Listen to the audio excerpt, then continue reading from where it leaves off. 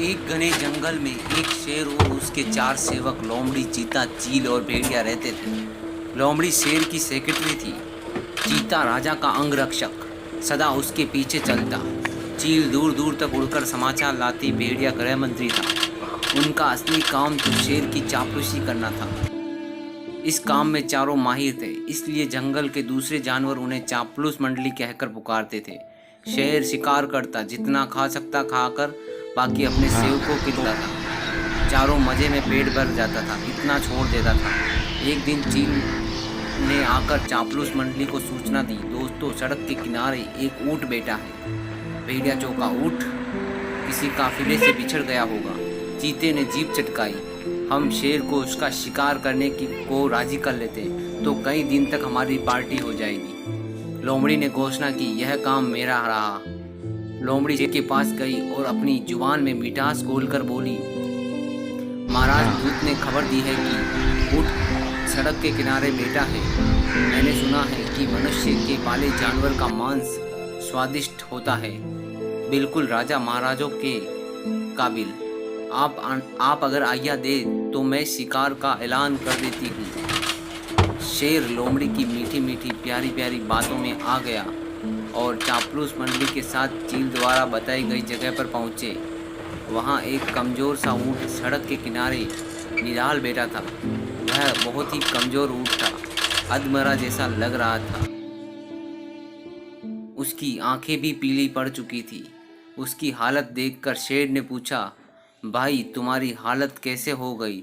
तुम इतने बीमार और बेसहारा कैसे लग रहे हो? ऊँट कराहता हुआ बोला, जंगल के राजा, आपको पता नहीं कि इंसान कितना निर्दयी होता है। मैं एक ऊँटों के काफिलों में व्यापारी का माल ढो रहा था, लेकिन अचानक रास्ते में बीमार पड़ गया। माल ढोने की लायक नहीं रहा। उसने मुझे यहाँ मरने के लिए छोड़ दिया।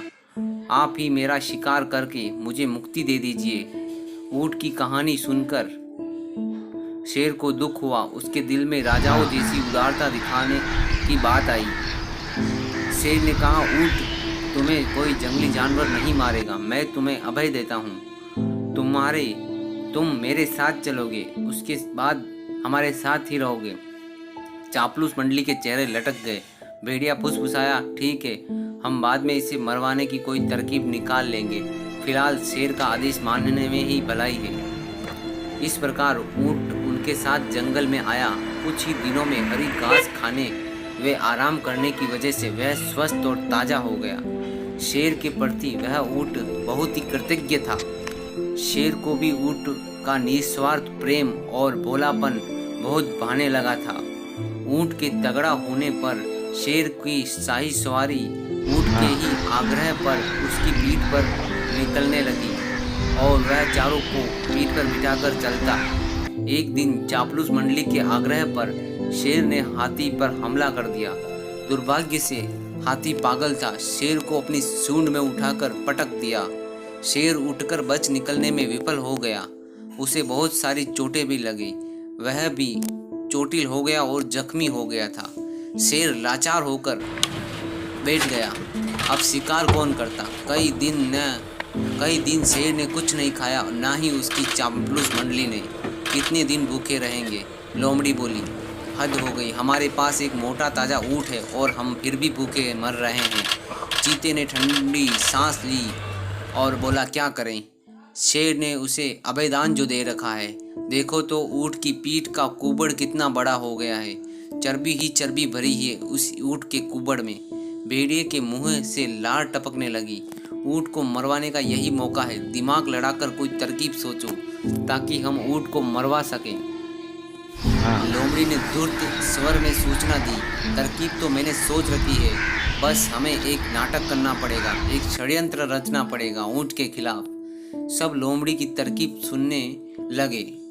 योजना के अनुसार चापलूस मंडली शेर के पास गई। सबसे पहले चील बोली, महाराज, आपको भूखे पेट देखकर मुझे अच्छा नहीं लगता। आप मुझे खा जाइए और अपनी भूख मिटाइए। लोमड़ी ने उसे धक्का दिया, चल हट, तेरा मांस तो महाराज के दांतों में फंस कर रह जाएगा। महाराज, आप मुझे खाइए। लोमड़ी ने ऐसा बोला। बीच में भेड़िया कूदा। तेरे शरीर में बालों की सिवा है ही क्या? महाराज, आप मुझे अपना भोजन बनाइए और भूख मिटाइए। तब जाके चीता बोला, नहीं नहीं, भेड़िया का मांस खाने लायक नहीं है मालिक, आप मुझे खाकर अपनी भूख को शांत कीजिए। चापलूस मांडली का नाटक अच्छा था, अब ऊँट को भी कुछ कहना पड़ता। नहीं महाराज, आप मुझे खा जाइए, आप मुझे खाकर अपनी भूख बुझाइए। मेरा तो जीवन वैसे ही आपका ही दिया हुआ दान है। मेरे रहते आप भूखे मरे, यह नहीं होगा। आप मुझे खाकर अपना भूख बुझाइए। चापलूस मंडली तो यही चाहती थी। सभी एक स्वर में बोले, यही ठीक रहेगा महाराज, अब तो ऊँट खुद ही कह रहा है कि मुझे खा लो। चीता बोला, महाराज आपको संकोच न हो तो इससे मार दे। चीता व भेड़िया एक साथ टूट पड़े और ऊँट को मार डाला। शिक्षा, चापलूसों की दोस्ती हमेशा खतरनाक होती है, इनसे सदा बचकर रहना चाहिए। धन्यवाद दोस्तों। एक घने जंगल में एक शेर और